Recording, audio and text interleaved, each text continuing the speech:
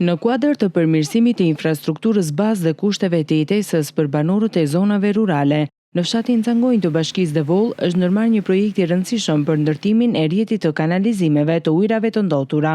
Ky projekt ka si qëllim përfshirje në rrjetin e kanalizimeve të asaj pjese të fshatit që deri më sot nuk kishte pasur akses në një sistem të tillë. Rreth gjysma e territorit të fshatit Cangojnë për një kohë të gjatë ka përdorur gropa septike individuale si mënyra për menaxhimin e ujrave të ndotura, çka ka përbërë një rrezik të vazhdueshëm për shëndetin publik dhe ndotjen e mjedisit. Këte i lartë janë bërë, po janë bërë shumë shpeta. Këteza nuk filluan, po kanë mbetur për gjysmë. E këte që janë bërë, gjysmat funksionojnë, gjysmat nuk funksionojnë. Derdhe në për gropa që i kanë popullore.